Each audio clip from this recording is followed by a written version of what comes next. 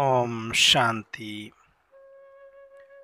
ನಾವೆಲ್ಲ ಆತ್ಮರು ಆತ್ಮೀಯ ಸ್ಮೃತಿಯಲ್ಲಿ ಸ್ಥಿತರಾಗಿ ನಾವೆಲ್ಲ ಆತ್ಮರ ತಂದೆ ಒಬ್ಬ ಪರಮಾತ್ಮ ಶಿವನನ್ನು ಸ್ಮೃತಿಸುತ್ತಾ ಈ ಸತ್ಯವನ್ನು ಅರಿಯಲು ನಿಮಿತ್ತನಾಗಿರುವ ಪ್ರಜಾಪಿತ ಬ್ರಹ್ಮ ಜಗದಂಬಾ ಸರಸ್ವತಿ ಮಮ್ಮಾರವರನ್ನು ಸ್ಮೃತಿ ಮಾಡುತ್ತಾ ಈ ಒಂದು ಮುರಳಿ ಚಿಂತನೆಯನ್ನು ಪ್ರತಿದಿನ ಓಂ ಶಾಂತಿ ಟಿವಿ ಮುಖಾಂತರ ಆಲಿಸುತ್ತಿರುವ ಮತ್ತು ವೀಕ್ಷಿಸುತ್ತಿರುವ ನನ್ನೆಲ್ಲ ಸಹೋದರಾತ್ಮರಿಗೆ ಸ್ವಾಗತ, ಸುಸ್ವಾಗತ.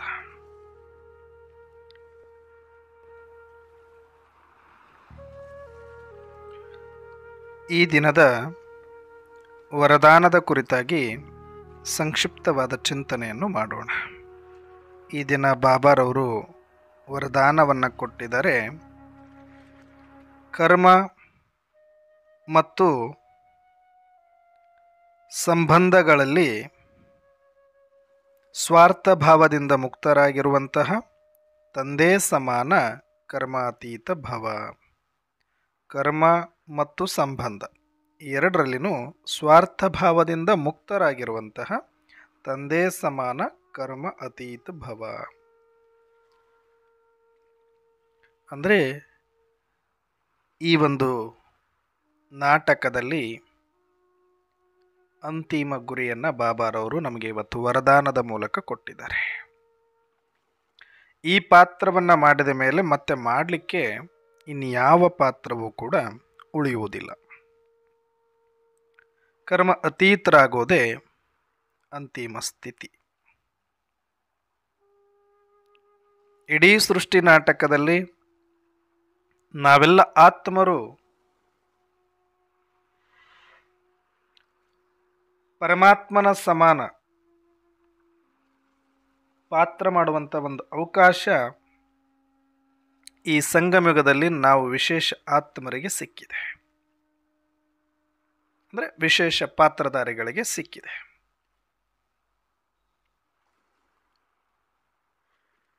ಯಾವತ್ತಿದ್ರೂ ಕೂಡ ನಾವೆಲ್ಲ ಆತ್ಮರು ಮಕ್ಕಳೇನೆ, ಸ್ವಯಂ ಶಿವ ಪರಮಾತ್ಮ ತಂದೇನೆ. ಅದು ಅಲೌಕಿಕ ಸಂಬಂಧದಲ್ಲಿ, ಆತ್ಮೀಯ ಸಂಬಂಧದಲ್ಲಿ, ಸತ್ಯ ಸಂಬಂಧದಲ್ಲಿ ಅವರ ಅಪ್ಪನೇ, ನಾವು ಮಕ್ಕಳೇ. ಆದರೆ ಈ ಸೃಷ್ಟಿ ನಾಟಕದ ಮಜಾ ಏನು ಅಂದರೆ, ಆ ಸರ್ವಶಕ್ತಿವಂತ ಸ್ವಯಂ ಪರಂಪಿತ ಪರಮಾತ್ಮ ನನ್ನ ತಂದೆ ಯಾರಾಗಿದ್ದಾರೆ, ಅವರು ಈ ಸೃಷ್ಟಿ ನಾಟಕದಲ್ಲಿ ಬಂದಾಗ ಹೇಗೆ ಅವರು ಪಾತ್ರವನ್ನು ಮಾಡ್ತಾರೆಯೋ ಅದೇ ರೀತಿ ಪಾತ್ರವನ್ನು ಮಾಡಲಿಕ್ಕೆ ನಾವು ಮಕ್ಕಳಿಗೂ ಕೂಡ ಈ ನಾಟಕ ಅವಕಾಶ ಕೊಟ್ಟಿದೆ. ಆದರೆ ಈ ಒಂದು ಸ್ಥಿತಿಯನ್ನು ಬಾಪ್ ಸಮಾನ ಸ್ಥಿತಿ ಅಂತಲೂ ಕರೀತಾರೆ, ಸಾಕ್ಷಿ ಸ್ಥಿತಿ ಅಂತಲೂ ಕರೀತಾರೆ, ಕರ್ಮಾತೀತ ಸ್ಥಿತಿ ಅಂತಲೂ ಕರೀತಾರೆ. ಆದರೆ ಈ ಸ್ಥಿತಿಯನ್ನು ತುಂಬ ಕಡಿಮೆ ಮಕ್ಕಳು ಅನುಭವ ಮಾಡ್ತಾರೆ.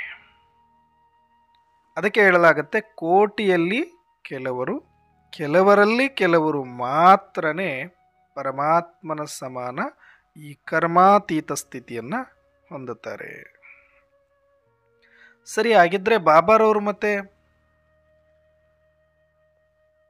ಈ ವರದಾನ ಕೊಟ್ಟಿದ್ದಾರೆ ಅಂದಮೇಲೆ ನಾವೆಲ್ಲರೂ ಪ್ರಯತ್ನ ಪಡಬೇಕಲ್ವಾ? ಆ ಸ್ಥಿತಿಯನ್ನು 100% ರೀಚ್ ಆಗ್ತೀವೋ, 99 ರೀಚ್ ಆಗ್ತೀವೋ, 98 ರೀಚ್ ಆಗ್ತೀವೋ, 95 ರೀಚ್ ಆಗ್ತೀವೋ, 90 ರೀಚ್ ಆಗ್ತೀವೋ, 80 ರೀಚ್ ಆಗ್ತೀವೋ ಅಲ್ಲ ಇಂಪಾರ್ಟೆಂಟ್. ಸ್ವಯಂ ಪರಮಾತ್ಮ ನಾವು ಮಕ್ಕಳಿಗೆ ಒಂದು ಹೋಮ್ವರ್ಕನ್ನು ಕೊಟ್ಟಿದಾಗ ಅದನ್ನು ನಾವು ಅಟೆಂಪ್ಟ್ ಮಾಡಲೇಬೇಕು.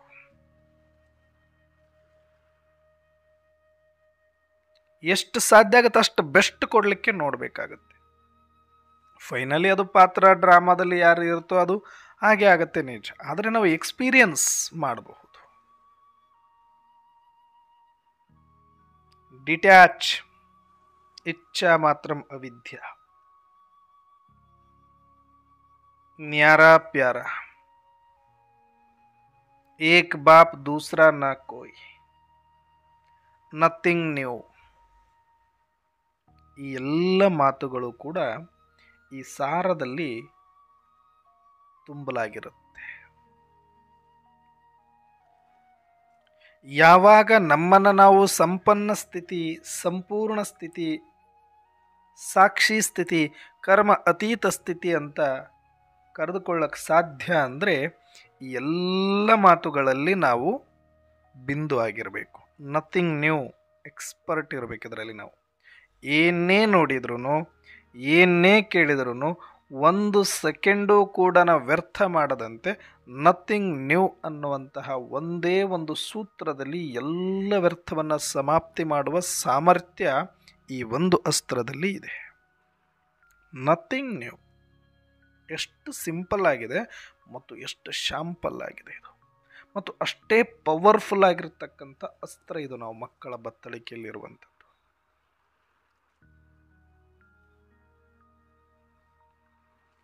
ಈ ಒಂದು ಬ್ರಾಹ್ಮಣ ಜೀವನದ ಬತ್ತಳಿಕೆಯಲ್ಲಿ ಈ ಜ್ಞಾನದ ಬಾಣಗಳಲ್ಲಿ ಅತಿ ಶಾರ್ಪ್ನೆಸ್ ಇರುವಂಥ ಬಾಣ ಇದು. ಒಂದು ಸೆಕೆಂಡಲ್ಲಿ ಕತ್ತರಿಸಿ ಹಾಕಿಬಿಡುತ್ತೆ ವ್ಯರ್ಥವನ್ನು, ಒಂದು ಸೆಕೆಂಡಲ್ಲಿ ಸಮಾಪ್ತಿ ಮಾಡಿಬಿಡುತ್ತೆ ವ್ಯರ್ಥವನ್ನು. ವ್ಯರ್ಥ ಮುಕ್ತ ಮಾಡಲಿಕ್ಕೆ, ಸಮರ್ಥ ಮಾಡಲಿಕ್ಕೆ ಇದು ಒಂದು ಅಸ್ತ್ರ ಸಾಕು. Nothing new, nothing new, nothing new. ಇದನ್ನೇ ಬಾಬಾರವರು, ಮಮ್ಮಾರವರು ಡ್ರಾಮಾ ಡ್ರಾಮಾ ಡ್ರಾಮಾ ಅನ್ನೋ ಒಂದು ಬಾಣವನ್ನು ಬಿಡ್ತಾ ಇದ್ರು. ಎಷ್ಟು ಪವರ್ಫುಲ್ ಆಗಿ ಬಿಡ್ತಾ ಇದ್ರು ಅಂದರೆ, ಇವನ್ ಮಮ್ಮಾರವರು ಶರೀರ ಬಿಟ್ಟಾಗಲೂ ಸಹ ಅಷ್ಟು ಆತ್ಮೀಯವಾದಂಥ ಸಂಬಂಧ ಏರ್ಪಟ್ಟಿರುವ ಎಲ್ಲ ಮಕ್ಕಳ ಕಣ್ಣಲ್ಲೂ ಕೂಡ ಯಾರೂ ತಡೆಯೋಕ್ಕಾಗಲ್ಲ ಅಂತ ತಾಯಿಯನ್ನು ಕಳೆದುಕೊಂಡಿರುವಂಥ ನೋವು ಒಳಗಡೆಯಿಂದ ಒಮ್ಮಳಿಸಿ ಬರ್ತಾ ಇದ್ದಾಗ ಕಣ್ಣೀರಿನ ಹನಿ ಒಂದೂ ಕೂಡ ಹೊರಗಡೆ ಬರದಂತೆ ನಿಮ್ಮನ್ನು ನೀವು ಇಟ್ಕೊಳ್ಬೇಕು ಅಂತ ಅಬ್ಬರಿಸಿ ಬಿಡ್ತಾರೆ ಬ್ರಹ್ಮ ಬಾಬಾರವರು. Nothing new, drama drama drama drama, nothing but nothing new. Drama ಅಂದ್ರೂ ಒಂದೇ, ನಥಿಂಗ್ ನ್ಯೂ ಅಂದ್ರೂ ಒಂದೇ. ಇದು ಹೊಸದಲ್ಲ, ಇದು ಆಗಿರೋದೇ, ಇದು ಇವಾಗ ಮಾತ್ರ ಆಗಿರೋದಲ್ಲ, ಇದು ಯಾವಾಗಲೂ ಆಗಿರೋದೇ. ಇದು ಪೂರ್ವ ನಿಯೋಜಿತ ಆಗಿರೋದು, ಇದು ಪ್ಲಾನ್ ಅನುಸಾರ ಆಗಿರೋದು, ಇದು ಆಕಸ್ಮಿಕ ಅಲ್ಲ, ಇದು ಆಕ್ಸಿಡೆಂಟ್ ಅಲ್ಲ. ಇದನ್ನು ಸ್ವೀಕಾರ ಮಾಡಿ.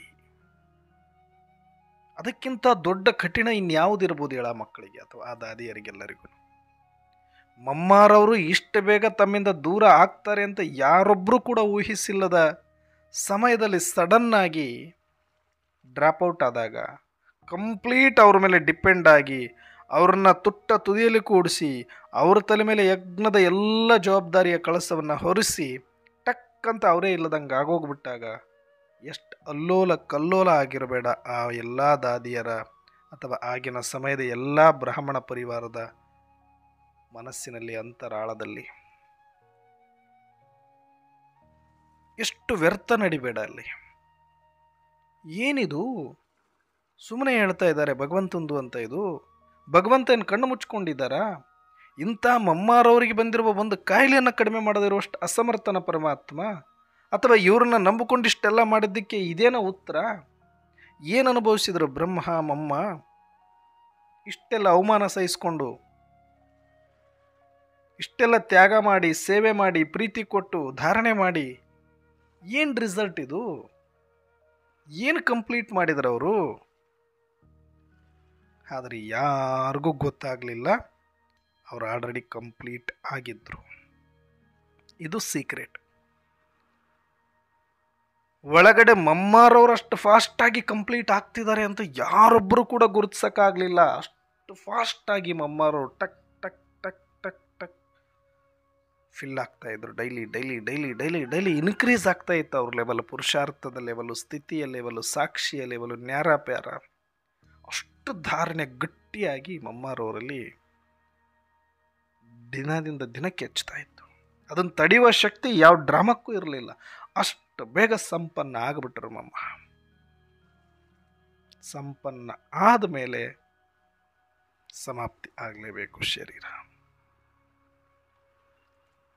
ಯಾರು ತಡೆಯೋಕ್ಕಾಗಲ್ಲ ಅದನ್ನು. ಅವರ ಸಂಪನ್ನ ಸ್ಥಿತಿಯನ್ನು ಯಾರೂ ಕೂಡ ನಿಲ್ಲಿಸ್ಲಿಕ್ಕೆ ಆಗಲ್ಲ, ಒಪ್ಕೋಬೇಕಷ್ಟೆ. ಅಂದರೆ ಒಂದು ಕಡೆ ವಿಚಾರ ಖುಷಿ, ಇನ್ನೊಂದು ಕಡೆ ದುಃಖ. ಸ್ಥೂಲವಾಗಿ ಅವ್ರನ್ನ ಇಷ್ಟು ಬೇಗ ಕಳ್ಕೊಳ್ಬೇಕಾಯ್ತಲ್ಲ, ಅವರ ಪ್ರೀತಿಯನ್ನು, ಅವರ ವಿಚಾರ ಸಾಗರ ಮಂಥನವನ್ನು, ಅವರ ಸೇವೆಯನ್ನು, ಅವರ ಆತ್ಮೀಯತೆಯನ್ನು, ಅವರ ಪ್ರೆಸೆನ್ಸನ್ನು, ಅವರ ಸಂಬಂಧ ಸಂಪರ್ಕವನ್ನು ಎಲ್ಲವನ್ನು ನಾವು ಕಳೆದುಕೊಳ್ಬೇಕಲ್ಲ ಅನ್ನುವಂಥ ಒಂದು ಚಿಂತೆ, ಬೇಜಾರು, ಅಗಾಧವಾದ ದುಃಖ. ಆದರೆ ಇನ್ನೊಂದು ಕಡೆ ಬ್ರಹ್ಮನಿಗೆ ಗೊತ್ತಿತ್ತು, ಒಬ್ಬ ಪರಮಾತ್ಮ ತಂದೆಗೆ ಗೊತ್ತಿತ್ತು, ಸ್ವತಃ ಮಮ್ಮಾರವರಿಗೆ ಗೊತ್ತಿತ್ತು, ಐ ಆಮ್ ಕಂಪ್ಲೀಟ್, ನಾನು ಸಂಪನ್ನ, ನಾನು ಸಂಪೂರ್ಣ, ನಾನು ಸಾಕ್ಷಿಯಾಗಿದ್ದೀನಿ ಅಂತ ಮಮ್ಮಾರವರಿಗೆ ಗೊತ್ತಿತ್ತು. ಆಗಿದ್ದಾರೆ ಅಂತ ಸ್ವತಃ ಬ್ರಹ್ಮಗೂ ಮತ್ತು ಪರಮಾತ್ಮನಿಗೆ ಮಾತ್ರ ಗೊತ್ತಾಗಿತ್ತು. ಬ್ರಹ್ಮ ಬಾಬರವರೇ ಒಂದು ಕ್ಷಣ ಶಾಕ್ ಆಗುವ ರೀತಿಯಲ್ಲಿ ಮಮ್ಮಾರವರು ಫಾಸ್ಟನ್ನು ತೋರಿಸಿಬಿಟ್ರು, ತುಂಬ ಸ್ಪೀಡನ್ನು ತೋರಿಸಿಬಿಟ್ರು ಬ್ರಹ್ಮ ಬಾಬರವರಿಗಿಂತ. ಬ್ರಹ್ಮ ಬಾಬರವರಿಗೆ 60 ವರ್ಷದ ಎಕ್ಸ್ಪೀರಿಯನ್ಸ್ ಇತ್ತು, ಭಕ್ತಿ ಮಾರ್ಗದ್ದು ತ್ಯಾಗ ಇತ್ತು, ವಯಸ್ಸಾಗಿತ್ತು, ಮನಸ್ಸು ಮಾಗಿತ್ತು. ಆದರೂ ಕೂಡ ಆ ಸ್ಪೀಡನ್ನು ಮ್ಯಾಚ್ ಮಾಡೋಕ್ಕಾಗಲಿಲ್ಲ. ಅಷ್ಟು ಮಮ್ಮಾರವರ ಫೋರ್ಸ್ ಇದ್ದದ್ದನ್ನು ಕಂಡು ಒಂದು ಸಲ ಶಾಕ್ ಆಗಿದ್ದಾರೆ ಬ್ರಹ್ಮ ಬಾಬನು ಕೂಡ. ಸಾಮಾನ್ಯ ಅಲ್ಲ ಮಮ್ಮ.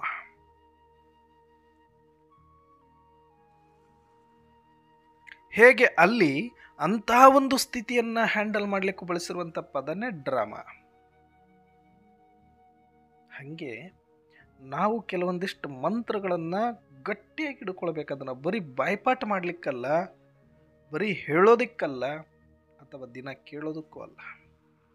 ನಮ್ಮ ಲೈಫ್, ಡೇ ಟು ಡೇ ಲೈಫಲ್ಲಿ, ಪ್ರತಿ ಕ್ಷಣದ ಪರಿಸ್ಥಿತಿಯಲ್ಲಿ ಕೆಲವೊಂದಷ್ಟು ಮಂತ್ರಗಳನ್ನು ನಾವು ಪಕ್ಕಾ ಧಾರಣ ಸ್ವರೂಪದಲ್ಲಿ ತಂದುಕೊಂಡ್ಬಿಟ್ರೆ ಕರ್ಮಾತೀತರಾಗೋದಕ್ಕೆ ಬಹಳ ಸಮಯ ಹಿಡಿಸೋದಿಲ್ಲ. ಅದರಲ್ಲಿ ಮೊಟ್ಟ ಮೊದಲನೆಗೆ ಬರೋದು ನಥಿಂಗ್ ನ್ಯೂ. ಡ್ರಾಮಾ ಅಂತೂ ಇದ್ದೇ ಇದೆ, ಅದು ಅಗ್ರಸ್ಥಾನದಲ್ಲಿ. ಡ್ರಾಮಾ ಅನ್ನೋ ಪದದಲ್ಲಿ ಎಲ್ಲವೂ ಬಂದ್ಬಿಡುತ್ತೆ. ಆದರೆ ಅದನ್ನು ಬಿಡಿಸಿ ಹೇಳ್ಬೇಕು, ಏನು ಡ್ರಾಮಾ ಡ್ರಾಮಾ ಡ್ರಾಮಾ ಅಂದರೆ ಅದರೊಳಗಡೆ ಏನಿದೆ. ಆ ಡ್ರಾಮಾ ಅನ್ನೋ ಟೈಟಲಲ್ಲಿ ನಿಮಗೆ ಏನೆಲ್ಲ ಒಳಗಡೆ ಅರ್ಥ ಆಗಿರುತ್ತೆ. ಡ್ರಾಮಾ ಅರ್ಥ ಆದರೆ ಇದೆಲ್ಲ ಅರ್ಥ ಆಗಬೇಕು ನಿಮಗೆ. ಅದಕ್ಕೆ ಡ್ರಾಮಾ ಅಂದ ತಕ್ಷಣ ಹೆಂಗೆ ಎಲ್ಲನೂ ಕೂಡ ನಮಗೆ ಶಾಂತ ಆಗಿಬಿಡುತ್ತೆ, ಹೆಂಗೆ ವ್ಯರ್ಥ ಮುಕ್ತರಾಗ್ತೀವಿ, ಹೆಂಗೆ ಸಮರ್ಥರಾಗ್ತೀವಿ, ಹೆಂಗೆ ಸಾರದಲ್ಲಿ ಬರ್ತೀವಿ, ಹೆಂಗೆ ಡಿಟ್ಯಾಚ್ ಆಗ್ತೀವಿ ಅನ್ನೋದಕ್ಕೆ ನಿಮಗೆ ಸ್ವಲ್ಪ ವಿಸ್ತರಣೆ ಬೇಕಾಗುತ್ತೆ. ಡ್ರಾಮಾ ಅನ್ನೋದು ಅಂತಿಮ ಸ್ಥಿತಿಯ ಅಂತಜ್ಞಾನಿಗಳು ಬಳಸಬಹುದಂತ ಶಬ್ದ ಅದು. ಆದರೆ ನಾವು ಅದನ್ನು ಒಂದೊಂದು ಮೆಟ್ಟಿಲಾಗಿ ಒಂದೊಂದು ಅಸ್ತ್ರವನ್ನು ಜೋಡಿಸಿ ಅದನ್ನು ಗಟ್ಟಿ ಮಾಡಿಕೊಂಡು ಒಟ್ಟಾರೆ ಆದಾಗ ಅದು ಡ್ರಾಮಾ ಅಂತ ನಮ್ಮ ಬಾಯಿಂದನೂ ಕೂಡ ಬಂದರೆ ಅದಕ್ಕೆ ಅರ್ಥ ಇರುತ್ತೆ.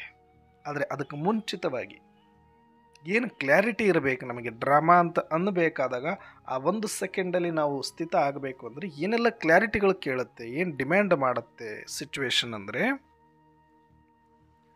ಫಸ್ಟ್ನೇದು ನಥಿಂಗ್ ನ್ಯೂ ಅನ್ನೋದು ನಮಗೆ ಪಕ್ಕಾ ಆಗಿರಬೇಕು. ಏನೇ ಬಂದ್ರೂ ಪರಿಸ್ಥಿತಿ, ಅದು ನನಗಾಗಿರ್ಬೋದು, ನಮ್ಮವರಿಗಾಗಿರ್ಬೋದು, ಬೇರೆಯವರಿಗಾಗಿರ್ಬೋದು, ಏನೇ ಆದ್ರೂ ನಥಿಂಗ್ ನ್ಯೂ ಅಂದರೆ ಆಶ್ಚರ್ಯ ಸೂಚಕ ಚಿಹ್ನೆಯಿಂದ ನೀವು ಮುಕ್ತರಾಗಬೇಕು.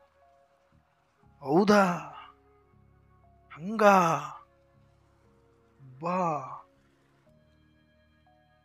ಇವೆಲ್ಲ ಆಶ್ಚರ್ಯ ಚಿಹ್ನೆಗಳದು. ಒಳ್ಳೆಯದು ಪಾಸಿಟಿವ್ ಆರ್ ಸೈಡ್, ನೆಗೆಟಿವ್. ಎಷ್ಟು ಚೆನ್ನಾಗಿದೆ, ಎಂತ ಅದ್ಭುತವಾಗಿದೆ ಅಂತನೂ ಇಲ್ಲ, ಅಯ್ಯೋ ಹಿಂಗಾಗೋಗ್ಬಿಡುತ್ತಾ ಈ ಥರನಾ ಅಂತನೂ ಇಲ್ಲ. ಈ ಆಶ್ಚರ್ಯ ಚಿಹ್ನೆಯಿಂದ ಮುಕ್ತರಾಗಲೇಬೇಕು ನಾವು, ಕರ್ಮಾತೀತ ಆಗಬೇಕು ಅಂದರೆ. ಅದಕ್ಕೆ ನಥಿಂಗ್ ನ್ಯೂ ಅಂತ ಇದ್ದಾಗ ಈ ಸೂತ್ರವನ್ನು ನೀವು ಅಳವಡಿಸಿಕೊಂಡಾಗ ನೀವು ವ್ಯರ್ಥವಾಗಿ ಅಲ್ಲಿ ಕಿವಿ ಕೊಡುವುದಿಲ್ಲ. ಈಗ ಯಾರಾದರೂ ಎಲ್ಲೋ ಬಾಂಬು ಬಿತ್ತಂತೆ, ಆದೇಶ ಮುಳುಗಿತಂತೆ, ಇಲ್ಲೇನೋ ಹೊಸದು ಸಿಕ್ಕಿಬಿಡುತ್ತಂತೆ, ಇಲ್ಲೇನೋ ಕೃಷ್ಣ ಹುಟ್ಟುಬಿಟ್ಟಂತೆ, ಈ ಥರ ಯಾವುದೊಂದು ನಿಮಗೆ ಸುದ್ದಿಗಳು ಕೂಡ ಆಶ್ಚರ್ಯದಲ್ಲಿ ನಿಮ್ಮನ್ನು ತರಿಸಬಾರ್ದು. ಅದು ಎಂಥದ್ದೇ ಬಿಗ್ ನ್ಯೂಸ್ ಆಗಿರ್ಬೋದು. ಈಗ ಹೇಳ್ತಾರೆ breaking news, breaking news, breaking news ಅಂತೇಳಿ ಪ್ರತಿ ಕ್ಷಣಕ್ಕೂ ಮೈಂಡನ್ನು ಬ್ರೇಕ್ ಮಾಡಿ ಹಾಕ್ತಿದ್ದಾರಲ್ವ, ಆ ಥರ ನಿಮಗೆ ಯಾವುದೂ ಕೂಡ ಲೈಫಲ್ಲಿ ಬ್ರೇಕಿಂಗ್ ನ್ಯೂಸ್ ಅಂತ ಇರಬಾರ್ದು. ನಥಿಂಗ್ ನ್ಯೂ, ನನಗೆ ಗೊತ್ತು ಇದೆಲ್ಲನೂ ಕೂಡ ಅನ್ನೋ ಥರದಲ್ಲೇ ಇರಬೇಕು. ಇದರಲ್ಲಿ ಏನು ಆಶ್ಚರ್ಯ ಇಲ್ಲ ಅನ್ನೋದರಲ್ಲೇ ಇರಬೇಕು. ಯಾವುದೋ ಒಂದು ದೊಡ್ಡ ದುಃಖದ ಸಂಗತಿ ಹೇಳಿದಾಗ ಎಷ್ಟೋ ಸಾವಿರಾರು ಲಕ್ಷಾಂತರ ಜನ ಅಲ್ಲಿ ಮಡಿದು ಬಿಟ್ಟಿದ್ದಾರೆ, ಯಾವುದೋ ಒಂದು ಯುದ್ಧ ಆಗಿದೆ, ಅಪಘಾತ ಆಗಿದೆ, ರೋಗ ಬಂದಿದೆ, ಏನೋ ತೊಂದರೆಗೊಳಗಾಗಿದೆ, ಫ್ಲಡ್ ಆಗಿದೆ, ಯಾರೋ ಬಂದು ಹೇಳ್ತಾರೆ ಅಯ್ಯೋ ಅಲ್ಲಿ ಅಷ್ಟು ಆತ್ಮರು ಹಿಂಗಾಗ್ಬಿಟ್ಟಿದ್ದಾರೆ. ಆವಾಗ ಇದೆಲ್ಲ ನನಗೆ ಗೊತ್ತು, ನಥಿಂಗ್ ನ್ಯೂ ಅಂತ ಸ್ಮೈಲ್ ಕೊಡಬೇಕು ಅಂತ ಏನಿಲ್ಲ, ಉದಾಸೀನ ತೋರಿಸ್ಬೇಕು ಅಂತಲ್ಲ, ಆ ಘಟನೆ ಬಗ್ಗೆ ತಾತ್ಸಾರ ಇರಬೇಕು ಅಂತಲ್ಲ, ಅದನ್ನು ಮ್ಯಾನೇಜ್ ಮಾಡಬೇಕು. ಅಂದರೆ ಆ ಒಂದು ಘಟನೆಗೆ ಸಂಬಂಧಪಟ್ಟಂತೆ ನಾವು ಏನು ಸ್ಪಂದಿಸಬೇಕಾಗಿದೆಯೋ ಒಬ್ಬ ಮಾನವೀಯ ದೃಷ್ಟಿಯಿಂದ, ಆತ್ಮೀಯ ದೃಷ್ಟಿಯಿಂದ ಸ್ಪಂದಿಸಬೇಕಾಗತ್ತೆ. ಖುಷಿ ಪಡೋ ವಿಚಾರ ಏನಲ್ಲ, ಅದು ಡ್ರಾಮನೇ ಇರ್ಬೋದು, ಆದರೆ ಅದನ್ನು ಒಳಗಡೆ ನನಗೆ ಘಾಸಿ ಆಗುವಷ್ಟು ರೀತಿಯಲ್ಲಿ ತಗೊಳ್ಬಾರ್ದು, ನನಗೆ ಆಶ್ಚರ್ಯ ಆಗುವಷ್ಟರ ಮಟ್ಟಿಗೆ ತಗೊಳ್ಬಾರ್ದು, ನಾನು ಗಲಿಬಿಲಿ ಆಗುವಷ್ಟರ ಮಟ್ಟಿಗೆ ಅದನ್ನು ತಗೊಳ್ಬಾರ್ದು ಅನ್ನೋದು ಈ ನಥಿಂಗ್ ನ್ಯೂ ಅನ್ನೋ ಪಾಯಿಂಟಲ್ಲಿ ನಮಗೆ ಕ್ಲಾರಿಟಿ ಇರಬೇಕು. ಆ ಟೈಮಿಗೆ ಆ ಆತ್ಮರಿಗೂ ಆ ಪಾತ್ರಗಳಿಗೂ ಅದಂತೂ ಆಗಲೇಬೇಕಾಗಿತ್ತು, ಪೂರ್ವ ನಿಗದಿಯಾಗಿತ್ತು, ಅದು ಆಗಿದೆ ನಿಜ. ಆದರೆ ಆದಾಗ ಒಬ್ಬ ಬ್ರಾಹ್ಮಣನಾಗಿ ನಾನೇನು ಮಾಡ್ಬೋದು, ಆ ವಾತಾವರಣವನ್ನು ತಿಳಿಗೊಳಿಸೋದಕ್ಕೆ ಸೂಕ್ಷ್ಮವಾಗಿ ನಾನು ಒಂದು ಆತ್ಮೀಯ ದೃಷ್ಟಿಯಲ್ಲಿ ಆತ್ಮೀಯ ತರಂಗಗಳನ್ನು ಕಳಿಸಿ, ಆತ್ಮೀಯ ದೃಷ್ಟಿಯಲ್ಲಿ ಬಂದು ಆತ್ಮಗಳನ್ನೇ ನೋಡಿ ಆ ಆತ್ಮರಿಗೆ ಆತ್ಮೀಯವಾದ ಒಂದು ಸಂದೇಶವನ್ನು ಕಳಿಸ್ಬೋದು. ಹೇ ಆತ್ಮರೇ, ಹೆದರಬೇಡಿ, ಇದು ಯಾವುದೂ ಕೂಡ ನಿಮಗೆ ನೋವುಂಟು ಮಾಡಲಿಕ್ಕೆ ಇರುವಂಥದ್ದಲ್ಲ, ಇದು ಬರೀ ಪಾತ್ರವನ್ನು ಮಾಡಲಿಕ್ಕೆ ಮಾತ್ರ ಸಿಕ್ಕಿರುವಂಥದ್ದು. ಇದರಿಂದ ನೀವು ಯಾವ ಆತ್ಮರಿಗೆ ಏನೂ ಕೂಡ ಕಿಂಚಿತ್ತೂ ನಷ್ಟ ಆಗೋದಿಲ್ಲ ಅನ್ನೋ ಗ್ಯಾರಂಟಿ ಪರಮಾತ್ಮ ನಮಗೆ ಕೊಟ್ಟಿದ್ದಾರೆ. ಡ್ರಾಮಾದ ಪರದಿಯೊಳಗಡೆ ನೀವೆಲ್ಲರೂ ಕೂಡ ಈ ನೋವನ್ನು ಅನುಭವಿಸ್ತಾ ಇದ್ದರೂ ಕೂಡ ಅಂತಿಮವಾಗಿ ನೀವು ವಿಜಯಶಾಲಿಗಳೇ ಆಗ್ತೀರಿ, ಅಂತಿಮವಾಗಿ ಪರಮಧಾಮದ ಪರಮ ಶಾಂತಿಯನ್ನು ಹೊಂದುತ್ತೀರಿ. ಹಾಗಾಗಿ ಡೋಂಟ್ ವರಿ. ನನಗೆ ಗೊತ್ತಿರುವ ವಿಚಾರದಲ್ಲಿ ನಾನು ಒಂದು ಕ್ಲಾರಿಟಿಯನ್ನು ಆತ್ಮರಿಗೆ ಮುಟ್ಟಿಸುವ ಪ್ರಯತ್ನ ಸೂಕ್ಷ್ಮವಾಗಿ ನಿರಾಕಾರದ ಸ್ಮೃತಿಯಿಂದ, ಸ್ಥಿತಿಯಿಂದ ನಾನು ಮಾಡಬಹುದು, ಒಬ್ಬ ಬ್ರಾಹ್ಮಣ ಪಾತ್ರಧಾರಿಯಾಗಿ ಅಥವಾ ಒಂದು ಆತ್ಮನಾಗಿ ಕೂಡ. ಆದರೆ ಅದು ನನಗೆ ಎಫೆಕ್ಟ್ ಆಗೋ ರೀತಿಯಲ್ಲಿ ನಾನು ತಗೊಳ್ಬಾರ್ದು ಅಥವಾ ವ್ಯರ್ಥ ಆಗುವಷ್ಟು ಕೇಳಬಾರ್ದು. ಅವ್ರು ಬಂದು ಹೇಳ್ತಾರೆ ಅಂದ ತಕ್ಷಣ ಆ ಗಂಟೆಗಟ್ಟಲೆ ವಿಸ್ತಾರವಾಗಿ ಹೌದಾ ಹಿಂಗಾಗ್ಬಿಡುತ್ತಂತೆ ಹಂಗಾಗ್ಬಿಡುತ್ತಂತೆ, ಯಾಕಂದರೆ ಹೇಳೋರಿದ್ದಾಗ ಕೇಳಿಸ್ಕೊಳ್ಬೇಕಾಗತ್ತೆ. ಕೇಳಿಸ್ಕೊಂಡಷ್ಟು ವ್ಯರ್ಥದಲ್ಲಿ ಬೇಕ್ತೀರಿ. ಆ ಕೇಳಿಸ್ಕೊಳ್ಳುವ ಸಮಯವನ್ನು ಕೂಡ ಕಟ್ ಮಾಡಬೇಕು. ಏನು ಇನ್ಫಾರ್ಮೇಷನ್ ಬಂತ, ನಿಮಗೆ ಬೇಕಿರಲಿಲ್ಲ, ಇನ್ಫಾರ್ಮೇಷನ್ ಸಿಕ್ಕಿದೆಯಾ, ಓಕೆ ಡೋಂಟ್ ವರಿ, ಅವ್ರಿಗೆ ಹೇಳಿ ಮುಂದುವರಿಸೋ ಅವಶ್ಯಕತೆ ಇಲ್ಲ. ಜಸ್ಟ್ ಒಂದಷ್ಟು ಯೋಗ ಮಾಡೋಣ ಅಂತ ಕೂತ್ಕೊಳ್ತೀವಿ. ಏನು ಯೋಗ ಯಾಕೆ ಮಾಡಬೇಕು, ಮತ್ತೆ ಏನಕ್ಕೆ ಅಂತಂದರೆ ಅದು ನನ್ನ ಪಾತ್ರ. ಅದು ಒಬ್ಬ ಬ್ರಾಹ್ಮಣನಾಗಿ ಎಲ್ಲೋ ಒಂದು ಕಡೆ ಯಾವುದೋ ನನ್ನ ಸಹೋದರ ಆತ್ಮರಿಗೆ ಪಾತ್ರದಲ್ಲಿನೂ ಕೂಡ ತೊಂದರೆ ಆದಾಗನೂ ನಾನು ಅದರ ಬಗ್ಗೆ ಒಂದಷ್ಟು ಶುಭ ಭಾವನೆ ಮಾಡಲಿಕ್ಕೇ ಒಬ್ಬ ಬ್ರಾಹ್ಮಣನಾಗಿ ಈ ಪಾತ್ರವನ್ನು ನಾನು ಮಾಡಬೇಕಾಗುತ್ತೆ. ಅದಕ್ಕೋಸ್ಕರ ನಾವು ಮಾಡ್ತಿದ್ದೀವಿ ಹೊರತಾಗಿ ನಾನು ಮಾಡೋದ್ರಿಂದ ಅವರೇನೋ ಬಚ್ಚವಾಗ್ಬಿಡ್ತಾರೆ, ಆತ್ಮರಿಗೆ ಏನೋ ಸಿಕ್ಕಿಬಿಡುತ್ತೆ ಅನ್ನುವ ಭ್ರಮೆಯಲ್ಲಿ ನಾನು ಇರಬಾರ್ದು, ಅವರನ್ನೂ ತರಿಸಬಾರ್ದು. ನನ್ನ ಪಾತ್ರ ಇದು. ಯಾರಿಗೆಲ್ಲೇ ಏನೇ ಆದರೂ ಕೂಡ ಶುಭ ಭಾವನೆ ಕಳಿಸೋದು, ಶುಭ ಸ್ಮೃತಿ ಮಾಡೋದು, ಸ್ವಸ್ಥಿತಿಯಲ್ಲಿ ಇರೋದು, ಆ ಸ್ಪಾಟನ್ನು ಇಮರ್ಜ್ ಮಾಡಿಕೊಳ್ಳೋದು, ಇದು ಒಬ್ಬ ಬ್ರಾಹ್ಮಣನಾಗಿ ಪಾತ್ರದ ಒಳಗಡೆ ಈ ನಾಟಕದಲ್ಲಿ ನನ್ನ ಕರ್ತವ್ಯ. ಎಲ್ಲಿ ಏನೇ ಆದರೂ ಈ ಸಮಯದಲ್ಲಿ ನೀನಿಲ್ಲಿ ಕೂತ್ಕೊಂಡು ಒಂದಷ್ಟು ಶಾಂತಿಯನ್ನು ಕಳಿಸು, ಶಾಂತಿಯ ಕುಂಡನಾಗಿ ಇರು, ಶಾಂತಿ ದೂತನಾಗಿ ಹೋಗು, ಆತ್ಮೀಯ ಸೈನಿಕನಾಗಿ ಹೋಗು ಅಂತ ನನಗೆ ಆಜ್ಞೆ ಮಾಡಿದ್ದಾರೆ ಪರಮಾತ್ಮ. ಈ ಪಾತ್ರದಲ್ಲಿ ನಾನು ಹೋಗುತ್ತೇನೆ ಅಷ್ಟೆ. ಆದರೆ ಯಾವುದೊಂದು ಆಶ್ಚರ್ಯಪಟ್ಟು ಅಲ್ಲ, ಹಾಗಂತ ಹೇಳ್ಬಿಟ್ಟು ಪ್ರತಿದಿನ ಇದೇ ಕೆಲಸ ಮಾಡ್ಕೊಂಡು ಕೂಡೋದಲ್ಲ. ಕೆಲವರೆಲ್ಲ ಅಯ್ಯೋ ನಾವು ಬ್ರಾಹ್ಮಣರಾಗ್ಬಿಟ್ಟಿದ್ವಿ, ನಾವು ಎಲ್ಲ ಮಾಡ್ಬೇಕು. ಅಕ್ಕವ್ರೆ, ನಮ್ಮ ಮನ್ಯಾಗ ನಮ್ಮ ಎಮ್ಮಿಗೆ ಜ್ವರ ಬಂದುಬಿಟ್ಟವ್ರಿ, ನಮ್ಮ ನಾಯಿ ಮರಿ ಊಟ ಮಾಡ್ತಾ ಇಲ್ಲ ರೀ, ನಮ್ಮ ಮನೆಯವ್ರು ಹಾಸ್ಪಿಟಲಲ್ಲಿ ಇದ್ದಾರೆ ರೀ, ಇಂಥವ್ರಿಗೆ ಆಕ್ಸಿಡೆಂಟ್ ಆಗಿಬಿಟ್ಟಿದೆ ರೀ, ಪ್ರತಿದಿನ ಇದು ಇರುತ್ತೆ. ಹಾಗಂತ ಪ್ರತಿದಿನ ಇದಕ್ಕೆ ಸ್ಪಂದಿಸ್ಕೊಂಡು ಕೂತ್ಕೊಂಡು ಅದೇ ವಿಚಾರಗಳನ್ನು ಮಾಡ್ತಾ ಶುಭ ಭಾವನೆ ಅನ್ನೋ ವಿಚಾರದಲ್ಲೇ ವ್ಯರ್ಥ ಮಾಡ್ತಾ ಹೋಗೋದ್ರಲ್ಲಿ ಯಾವ ಅರ್ಥವೂ ಇರೋದಿಲ್ಲ. ಇದು ನಡೆದೇ ನಡೆಯುತ್ತೆ ಎಲ್ಲರ ಜೀವನದಲ್ಲೂ. ಇದು ನ್ಯಾಚುರಲ್. ಇದು ಆಕ್ಸಿಡೆಂಟ್ ಆಗೋದು, ಸಾವು ನೋವುಗಳು ಸಂಭವಿಸೋದು, ಹುಟ್ಟಿದೀವಿ ಅಂದಮೇಲೆ ಸಾವಲೇಬೇಕು, ರೋಗಗಳು ಬರೋದು, ಇವು ಎಲ್ಲನೂ ಕೂಡ ನ್ಯಾಚುರಲ್. ಈ ಕಲಿಯುಗದ ಸಮಯದಲ್ಲಿ ಇದಕ್ಕೆಲ್ಲ ನಾವು ಸ್ಪಂದಿಸ್ತಾ ಕೂತ್ಕೊಂಡ್ರೆ ಪ್ರತಿಯೊಬ್ಬರ ಜೀವನದಲ್ಲಿ ಅದೇ ಇದೆ, ಅದನ್ನೇ ಮಾಡ್ಕೊತ ಕೂಡಬೇಕಾಗತ್ತೆ. ಅಲ್ಲ, ಏನೋ ಆ ಥರ ಯೂಸ್ ಅಮೌಂಟ್ ಅಥವಾ ಯೂಸ್ ಪ್ರಮಾಣದಲ್ಲಿ ಆದಾಗ, ಒಂದು ದೊಡ್ಡ ಮಟ್ಟದಲ್ಲಿ ಆದಾಗ ಅದಕ್ಕೆ ನಾವು ಸ್ಪಂದಿಸಬೇಕಾಗಿದೆ. ಹಾಗಂತ ಹೇಳಿಬಿಟ್ಟು ಪ್ರತಿದಿನ ಎಲ್ಲರದ್ದು ಕತೆಗಳನ್ನು ಕೇಳಿಕೊಂಡು ಇವ್ರಿಗೆ ಹಿಂಗಾಗಿದೆ, ನಾನು ಶುಭ ಭಾವನೆ ಕೊಟ್ಟುಬಿಡ್ತೀನಿ, ನಾನು ಕೂತ್ಕೊಂಡು ಆರಾಮ್ ಮಾಡಿಬಿಡ್ತೀನಿ, ಡ್ರಾಮಕ್ಕೆ ವಿರುದ್ಧವಾಗಿ ಹೋಗಿ ನಿಮ್ಮ ಸಮಯವನ್ನು ವ್ಯರ್ಥ ಮಾಡಿಕೊಳ್ಬೇಡಿ ಮತ್ತು ಯಾರನ್ನೋ ಭ್ರಮೆಯಲ್ಲೂ ತರಬೇಡಿ. ಬಲೆ ಅವ್ರ ಭಾವನೆಯಿಂದ ಬರ್ತಾರೆ, ಅವ್ರಿಗೆ ಅರ್ಥ ಮಾಡಿಸ್ಬೇಕು. ನೋಡಿ, ಬಾಬಾರವರು ಇದ್ದಾರೆ, ಡ್ರಾಮಾ ಇದೆ, ಏನಾದರೂ ಅದನ್ನು ಒಳ್ಳೆಯದು ಅಂತ ಸ್ವೀಕಾರ ಮಾಡಿ ನಿಮ್ಮ ಆತ್ಮದ ಮೇಲೆ ವಿಶ್ವಾಸ ಇಡಿ. ಒಳಗಿರುವ ಆತ್ಮಕ್ಕೆ ಎಂದೂ ಕೂಡ ಯಾವ ಆತ್ಮಕ್ಕೂ ಏನು ಆಗೋದಿಲ್ಲ ಅನ್ನುವ ಆತ್ಮದ ಜಾಗೃತಿಯನ್ನು ಮಾಡಿಸಿ, ಅದರಲ್ಲಿ ಲಾಭ ಇದೆ. ಬಿಟ್ಟರೆ ಅವ್ರು ಬರ್ತಾರೆ ಅಣ್ಣವ್ರೆ ಏನು ಮಾಡಬೇಕು ಅಂತ ಹೇಳಿಬಿಟ್ಟು ನೀವು ಕೂತ್ಕೊಂಡು ಪ್ರತಿಯೊಬ್ಬರಿಗೂ ನಾನು ಯೋಗದಾನ ಮಾಡ್ತೀನಿ, ನಾನು ಬಾಬಾರವ್ರು ಅಂದ್ಕೊಂಡು ಕಿರಣಗಳನ್ನು ಕಳಿಸ್ತೀನಿ, ಇದು ಏನೋ ದೊಡ್ಡ ಸೇವೆ ಮಾಡಿಬಿಡ್ತೀನಿ ಅನ್ನೋ ಭ್ರಮೆಯಲ್ಲಿ ನೀವು ಬಂದರೆ ನಿಮ್ಮದು ಸಮಯ ವ್ಯರ್ಥ, ಅವ್ರದ್ದು ಸಮಯ ವ್ಯರ್ಥ. ಯಾಕಂದರೆ ಇದು ನಡಿಲೇಬೇಕಾಗಿರುವಂಥ ಪ್ರಾಸೆಸ್ಸಿಗೆ ನೀವು ಏನಕ್ಕೆ ಮಾಡ್ತೀರಿ ಅಂದರೆ ನೀವು ಡ್ರಾಮಕ್ಕೆ ವಿಘ್ನ ಆಗ್ತೀರಾ? ಆಗಬಾರ್ದು. ಯಾರೋ ಹಾಸ್ಪಿಟ್ಲ್ ಇದ್ದಾರೆ, ಏನೂ ಆಗಬಾರ್ದು. ಅರೆ, ಶುಭ ಭಾವನೆ ಮಾಡೋದು ತಪ್ಪಲ್ಲ. ಡ್ರಾಮಕ್ಕೆ ನಾವು ವಿಘ್ನ ಆಗಕ್ಕೆ ಬರಲ್ಲ. ಒಬ್ಬ ಬ್ರಾಹ್ಮಣಾಗಿ ಏನು ನಡಿಬೇಕದು ನಡೆಯುತ್ತೆ. ನಾನು ಎದುರು ನಿಂತ್ಕೊಂಡ್ರೆ ನನ್ನನ್ನು ಸೆಳ್ಕೊಂಡು ಬಂದ್ಬಿಡುತ್ತೆ. ಅದು ಪ್ರವಾಹ ಇದ್ದಂಗೆ ಕಲಿಯುಗದ ಈ ಒಂದು ಸಮಯ. ನಾವು ಅದಕ್ಕೆ ಅಡ್ಡ ಹೋಗಬಾರ್ದು. ಯಾರೋ ಹಾಸ್ಪಿಟ್ಲ್ ಇದ್ದಾರೆ, ಏನೂ ಆಗಬಾರ್ದು ಬಾಬಾ ಅಂತ ಬಾಬಾರವ್ರನ್ನ ಆರೋಪ ಸ್ಥಾನದಲ್ಲಿ ನಿಂದ್ರಿಸ್ಕೊಂಡು ನಾವೇನೋ ಮಾಡಿಬಿಡ್ತೀವಿ ಅನ್ನೋ ಭ್ರಮೆಯನ್ನು ಅವ್ರಿಗೂ ತುಂಬಿ ಅವರು ನಂಬಿಕೆ ಇಟ್ಕೊಳ್ಳೋ ಥರ ಮಾಡಿ ಸಡನ್ನಾಗಿ ಏನಾದರೂ ತೊಂದರೆ ಆದಾಗ ಬಾಬನ ಮೇಲೇನೋ ನಮ್ಮ ಮೇಲೇನೋ ನಂಬಿಕೆ ಕಳ್ಕೊಳ್ಳೋ ಥರ ಆದರೆ ಅದು ಇನ್ನೂ ಡಿಸ್ಸರ್ವೀಸ್ ಆಗೋಗುತ್ತೆ. ಈ ಸೂಕ್ಷ್ಮತೆ ನಮಗೆ ಅರಿವಿರಬೇಕು. ಇಂಥ ಒಂದು ಸಾಹಸಕ್ಕೆ ಕೈ ಹಾಕಬೇಡಿ ಯಾರು ಕೂಡ. ಇದರಿಂದ ಯಾವ ಪ್ರಯೋಜನವೂ ಇಲ್ಲ, ಇದು ವರ್ಕೌಟ್ ಆಗೋದು ಇಲ್ಲ.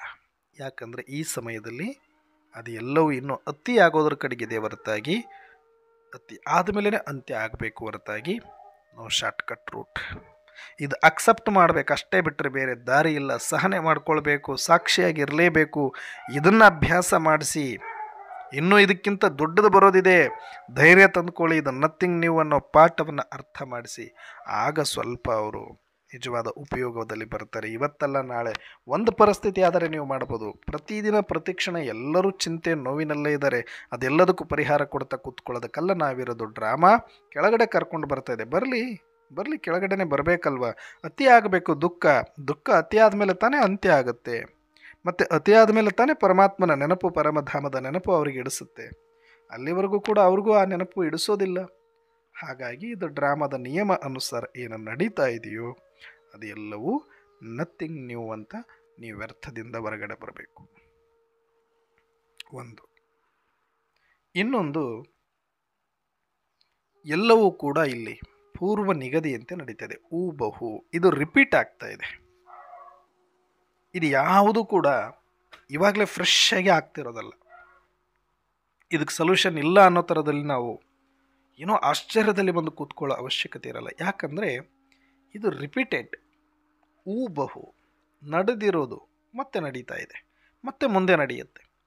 ಇದು ತಲೆಯೊಳಗೆ ಇದ್ದು ಬಿಟ್ಟರೆ ಭವಿಷ್ಯ ಇದ್ರ ಬಗ್ಗೆ ನೀವು ಜಾಸ್ತಿ ಯೋಚನೆ ಮಾಡಿ ನಿಮ್ಮ ಸಮಯವನ್ನು ವ್ಯರ್ಥ ಮಾಡ್ಕೊಳ್ಳೋದಕ್ಕೆ ಹೋಗೋದಿಲ್ಲ. ಇರುವ ಸಮಯವನ್ನು ಸಮರ್ಥ ಮಾಡಿಕೊಂಡು ಸಮರ್ಥ ಪರಮಾತ್ಮನ ಸ್ಮೃತಿಯಲ್ಲಿ ಇದ್ದುಕೊಂಡು ಕರ್ಮಾತೀತ ಆಗಲಿಕ್ಕೆ ಪ್ರಯತ್ನ ಪಡಿ. ಒಂದೊಂದು ಕ್ಷಣವನ್ನು ಕೂಡ ಅದರ ಕಡೆಗೆ ಗಮನ ಕೊಟ್ಟು ಅದರ ಮೇಲೆ ಇನ್ವೆಸ್ಟ್ ಮಾಡಿ. ಅದು ಬಿಟ್ಟು ಈ ಹುಡುಗಾಟಿಕೆಗಳಲ್ಲಿ ಇದ್ದುಬಿಟ್ಟು ಅಲ್ಲಂಗಾಯ್ತಂತೆ ಇಲ್ಲಿಂಗಾಯ್ತಂತೆ ನಾನೇನೋ ಸಹಯೋಗ ಕೊಡ್ತೀನಿ, ನಾನೇನೋ ಮಾಡ್ತೀನಿ ಅನ್ನೋ ಭ್ರಮೆಯಲ್ಲಿ ನೀವು ಬಂದು ನಿಮ್ಮ ಸಮಯವನ್ನು ಹಾಳು ಮಾಡಿಕೊಂಡು ನೀವು ಕರ್ಮಾತೀತರಾಗೋದಿಲ್ಲ, ಬೇರೆಯವರು ಆಗೋಕ್ಕೂ ನೀವು ಬಿಡೋದಿಲ್ಲ.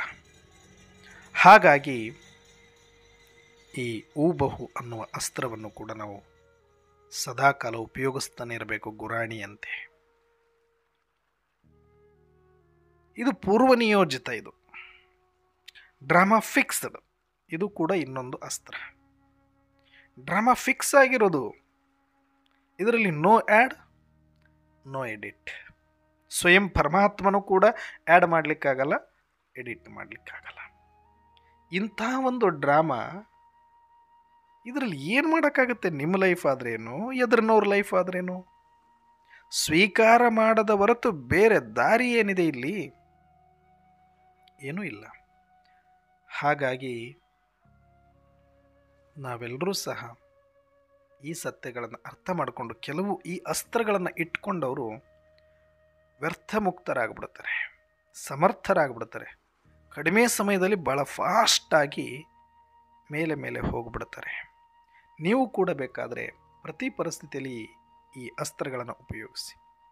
ಇದಕ್ಕೆ ವರದಾನಗಳಂತ ಕರೀತಾರೆ, ಮಹಾಮಂತ್ರಗಳಂತ ಕರೀತಾರೆ. ನೋಡಿ, ಯುದ್ಧದ ಸಮಯದಲ್ಲಿ ಮಹಾಭಾರತ ಇರಲಿ, ರಾಮಾಯಣ ಇರಲಿ, ಅವರ ಬತ್ತಳಿಕೆಯಲ್ಲಿರುವ ಬಾಣಗಳಿಗೆ, ಒಂದೊಂದು ಅಸ್ತ್ರಗಳಿಗೂ ಒಂದೊಂದು ಹೆಸರನ್ನು ಇಡ್ತಾರೆ. ಆ ಬಾಣವನ್ನು ಬಿಡಬೇಕಾದ್ರೆ ಒಂದೊಂದು ಮಂತ್ರವನ್ನು ಇಟ್ಟಿರ್ಕೊಳ್ತಾರೆ. ಆ ಮಂತ್ರದ ಸ್ಮೃತಿಯ ಮೂಲಕ ಆ ಬಾಣ ಉಪಯೋಗಕ್ಕೆ ಬರುತ್ತೆ, ಅವರಿಗೆ ಪ್ರಯೋಗ ಮಾಡಲಿಕ್ಕಾಗತ್ತೆ. ಹೇಗೋ ಹಾಗೆ ಇಲ್ಲಿ ನಮ್ಮ ಬ್ರಾಹ್ಮಣ ಜೀವನದ ಈ ಒಂದು ಬತ್ತಳಿಕೆಯಲ್ಲಿ ಭಗವಂತ ಕೊಟ್ಟಿರುವ ಜ್ಞಾನದ ಅಸ್ತ್ರಗಳೇನಿದೆ, ಅವುಗಳು ಒಂದೊಂದು ಮಹಾಮಂತ್ರಗಳ ಥರ ಈ ಸ್ಮೃತಿ ಇರಬೇಕು. ನಮಗೆ ಜ್ಞಾನ ಬೇಕಾದಷ್ಟಿದೆ, ಆದರೆ ಈ ಮಂತ್ರಗಳ ಶಾರ್ಪ್ನೆಸ್ ಇಲ್ಲದೆ ಹೋದರೆ ಈ ಅಸ್ತ್ರಗಳು ಏನು ಕೆಲಸ ಮಾಡೋದಿಲ್ಲ. ನಥಿಂಗ್ ನ್ಯೂ ಆಯಿತು, ಹೂಬಹು ಆಯಿತು, ಡ್ರಾಮಾ ಫಿಕ್ಸ್. ಇದು ಆಲ್ರೆಡಿ ಫಿಕ್ಸ್ ಆಗೋಗಿರೋದು. ಇವಾಗ ಏನು ಮಾಡೋಕ್ಕಾಗತ್ತೆ? ಏನು ಮಾಡೋಕ್ಕಾಗಲ್ಲ ಅಂದಮೇಲೆ ಎಷ್ಟು ಒದ್ದಾಡಿದ್ರು, ಎಷ್ಟು ಅಜ್ವಾನ ತಿಂದರೂ ಪ್ರಾಬ್ಲಮ್ ಸಾಲ್ವ್ ಆಗೋದಿಲ್ಲ.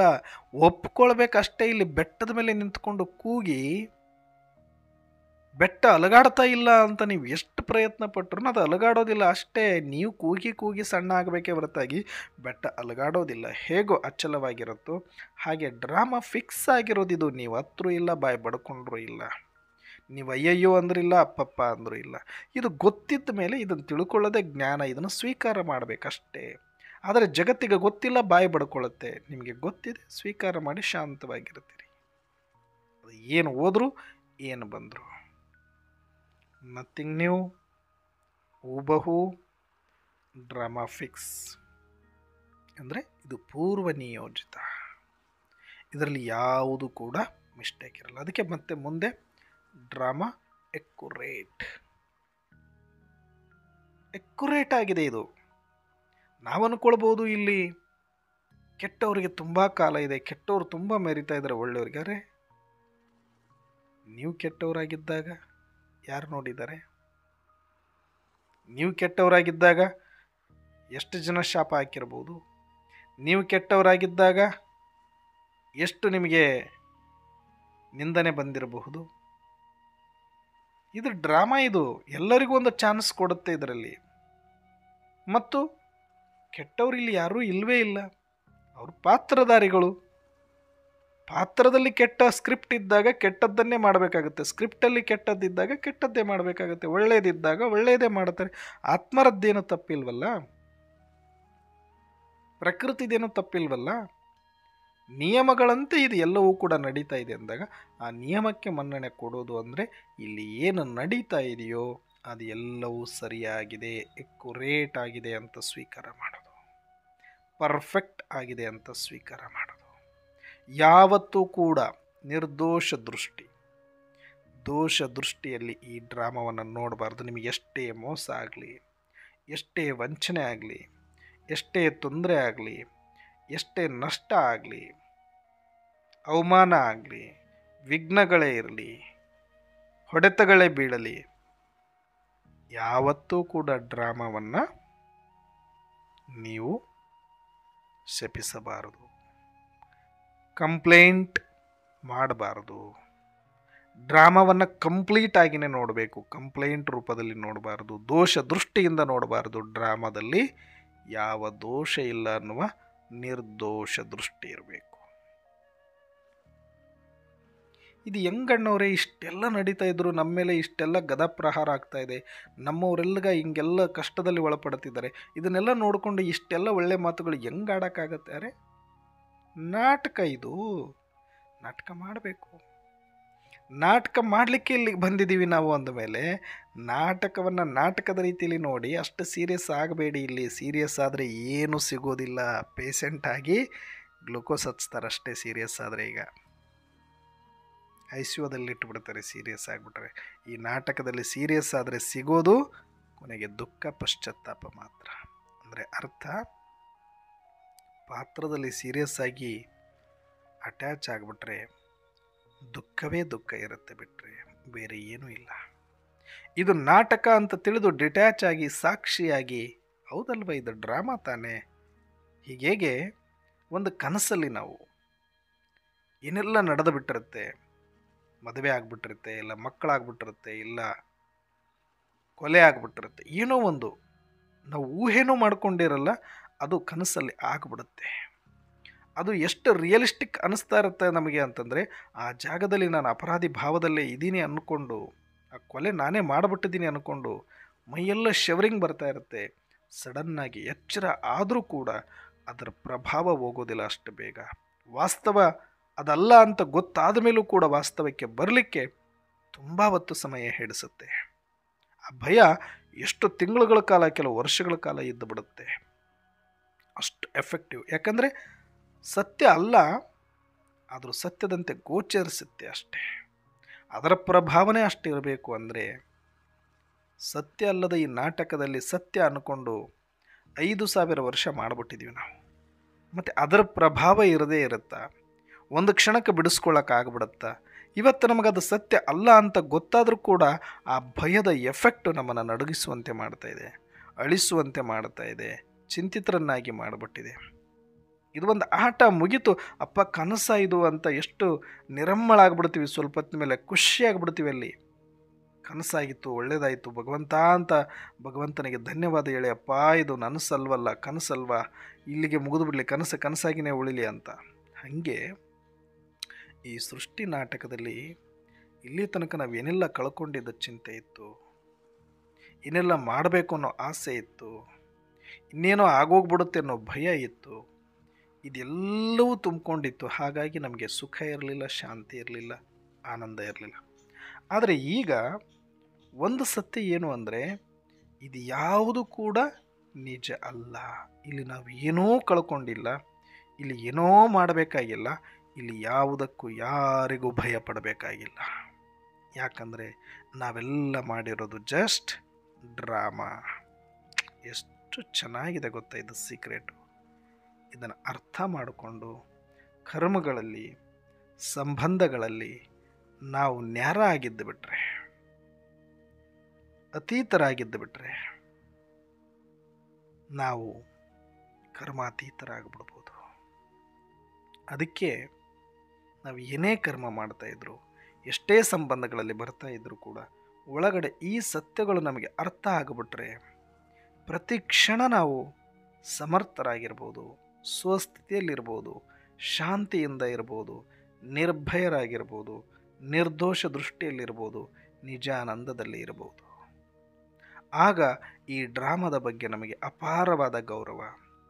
Drama accurate, drama perfect, drama ಊಬಹು, ಡ್ರಾಮಾ ನಥಿಂಗ್ ನ್ಯೂ, ಈ ಎಲ್ಲ ಮಾತುಗಳನ್ನು ಒಟ್ಟಿಗೆ ಪ್ರತಿಕ್ಷಣ ಇವೇ ಅಸ್ತ್ರಗಳು. ನಾವು ಪ್ರತಿ ಮಾತಿಗೂ ಈ 4 ಮಂತ್ರಗಳನ್ನು ನೀವು ಪಠಿಸ್ತಾ ಬನ್ನಿ. 100% ಶೂರ್. ಸ್ವಲ್ಪ ಡೈಜೆಸ್ಟ್ ಮಾಡ್ಕೊಳ್ಳೋದಕ್ಕೆ ಕಷ್ಟ ಆಗುತ್ತೆ. ಆ ಪರಿಸ್ಥಿತಿ ದುತ್ತಂತ ಬಂದಾಗ ಈ ಮಾತುಗಳನ್ನು ಹೇಳಿದಾಗ ಒಂದಷ್ಟು ಬಾಲಿಶ ಅನಿಸುತ್ತೆ ನಮ್ಮ ಮನಸ್ಸಿಗೆ. ಆದರೆ ಸ್ವಲ್ಪ ನಿಜವಾದ ಆಳದಲ್ಲಿ ಹೋಗಿ ಈ ಮಾತುಗಳನ್ನು ಅರ್ಥ ಮಾಡಿಸೋದಕ್ಕೆ ಪ್ರಯತ್ನ ಪಡಿ. ಆಗ ಬೇಗ ಅದರಿಂದ ಹೊರಗಡೆ ಬರ್ಬೋದು, ಆ ದುಃಖದಿಂದ, ಆ ಸನ್ನಿವೇಶದಿಂದ. ಇದನ್ನು ಪ್ರಾಯೋಗಿಕವಾಗಿ ನೀವು ಕೂಡ ಬಳಸಿ ಮತ್ತು ಆದಷ್ಟು ಬೇಗ ಸಂಪನ್ನ ಸ್ಥಿತಿಯನ್ನು ಅನುಭವಿಸಿ, ಆದಷ್ಟು ಬೇಗ ನಾವು ಕರ್ಮಾತೀತರಾಗಿ ಬಾಪ್ ಸಮಾನರಾಗೋಣ ಅಂತ ಹೇಳ್ತಾ ಇವತ್ತಿನ ಚಿಂತನೆಯನ್ನು ಮುಕ್ತಾಯ ಮಾಡ್ತಾ ಇದ್ದೇನೆ. ಅಚ್ಚಾ, ಓಂ ಶಾಂತಿ.